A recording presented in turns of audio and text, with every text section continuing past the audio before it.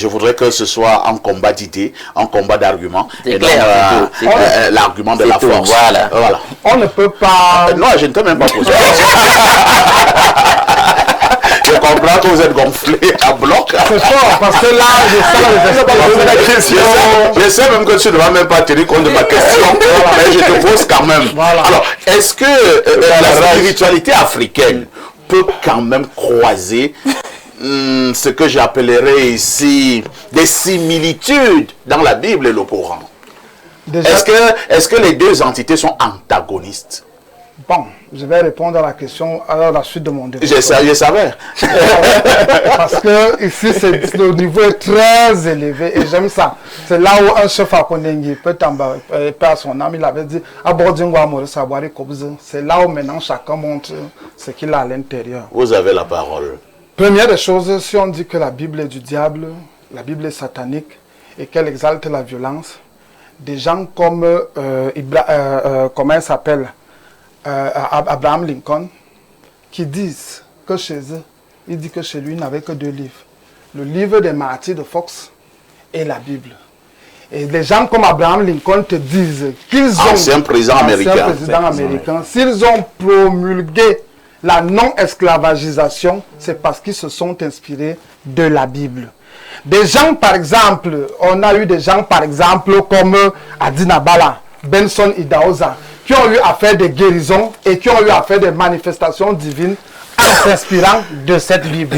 Plus loin même, nous avons le célèbre Martin Luther King. Si ce livre était un livre d'esclavage et ainsi de suite, est-ce que Martin Luther King allait s'inspirer de ça pour lutter contre la ségrégation raciale? Plus loin même encore, on a des brillants éminents comme Angel Bonvin, comme Menrad Hebga, comme Jean-Marc Antoine Ella. Tous ces gens-là se sont inspirés de la Bible. On a même plus loin notre cher frère Charles Attebaïn, qui était un bibliste fondamental. Et aujourd'hui, quand on traite les gens qui lisent la Bible d'aliénés, je crois qu'il y a un grand problème. Alors, quand il faut donc que nous observions même la liaison, le lien avec ce que les Africains étaient, la Bible a 3 manifestes. Je l'ai toujours dit ici, sur ce plateau. Et j'ai toujours dit, comme la Bible aussi le dit, qu'il y a 3 témoins. Il y a un témoin dans le ciel, il y a un témoin sur la terre et il y a un témoin dans le cœur des hommes.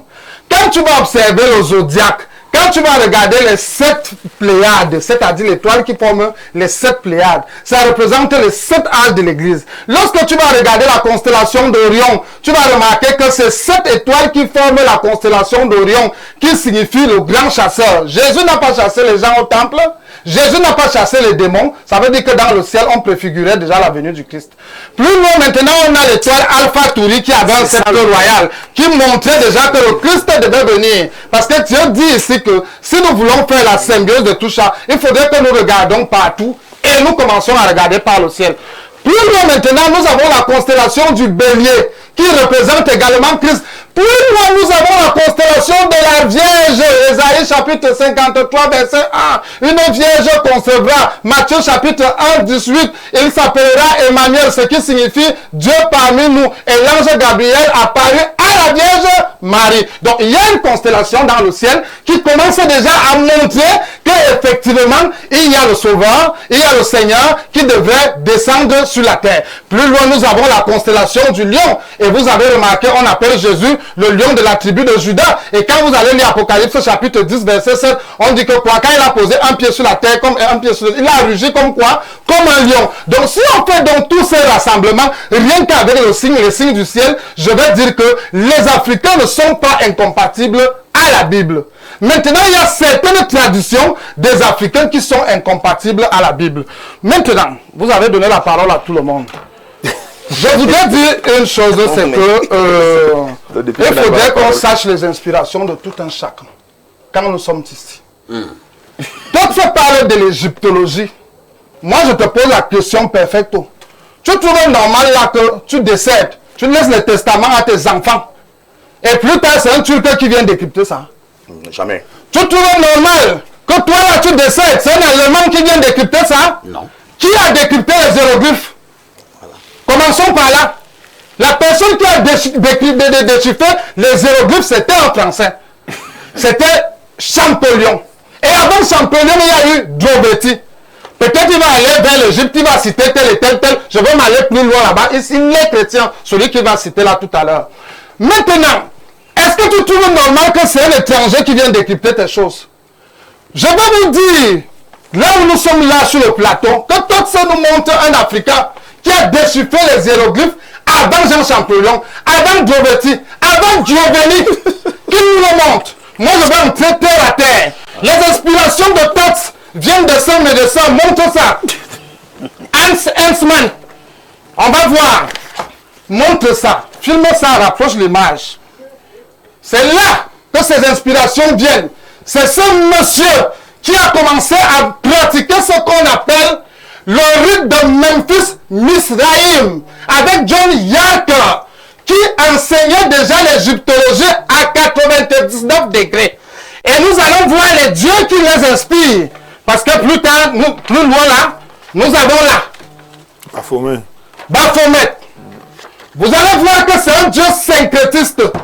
Parce que c'est Eliphas Lévi qui nous dit les inspirations de cela là où cela vient.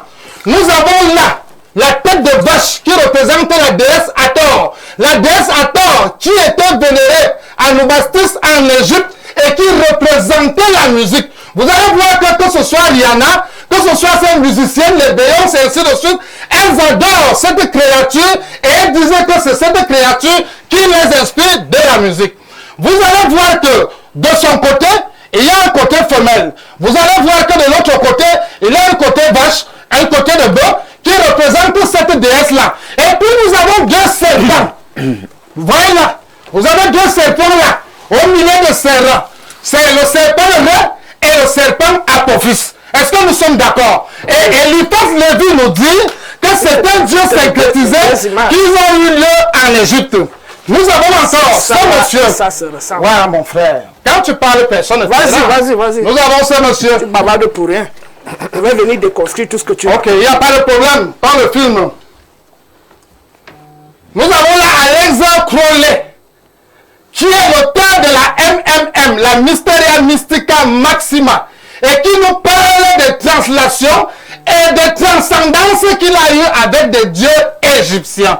Il a enseigné sur le rite d'Anabas et il a enseigné sur le rite d'Atabas, c'est-à-dire le régule antimoine étoilé.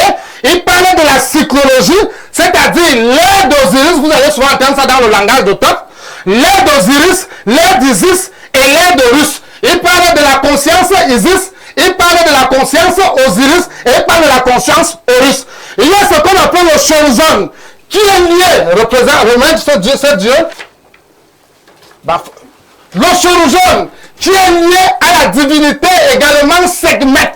Vous voyez une main gauche et une main droite. C'est-à-dire, c'est l'hierogamie. C'est-à-dire, on peut faire le bien et on peut faire le mal. Parce que qui était la divinité Sekhmet? C'était une divinité que lorsque l'Égypte n'était pas en ordre cosmique, elle agissait sous la forme de la violence. Et lorsque l'Égypte revenait sous la forme de l'ordre, il agissait sous le dieu Bastet. Tourne maintenant la photo. On va voir. Nous allons maintenant lire les confessions parce qu'ils ont pris le temps. Est-ce que vous êtes d'accord? Nous allons lire les confessions. Mais toi, tu es en train de prendre du temps. Bien sûr, exactement comme nous. On va Il a parlé plus de 5 minutes. Ensuite, nous avons là la représentation de la divinité Bastet. Parce que là, voici encore qui est représenté en Égypte. Filmé ici. Là, voilà. Et nous allons voir ce que l'Ordre Templus Orientis parle d'elle. Et maintenant, écoutez les confessions qui se passaient à l'intérieur. Nous avons la confession de 1774 qui a été révélée après qu'on a su que cette secte était prédateur et prévaricateur. Nous avons Raoul de Jésus de Champagne. Il dit ceci: la tête que j'ai vue était une tête de chat que tenait le frère Hugues. À la présence de tout le monde, s'il te plaît, soulève. Il présentait la tête de chat, que tout le monde se prosternait à terre et enlève son capuche. Sa figure était terrible. À son aspect, elle a la figure d'un démon qui était une inspiration égyptienne, qu'on appelle également en français un mofet, et qui a la figure d'un chat. Chaque fois que je la regardais, une si grande terreur m'envahissait que je pouvais à peine regardé, sinon avec une grande frayeur et un grand tremblement, on avait bien fait. En régnant Jésus-Christ, on avait bien pire. En régnant Jésus-Christ, on pouvait bien adorer la tête. On va chuter. Et je n'ai jamais adoré le cœur, je m'arrête.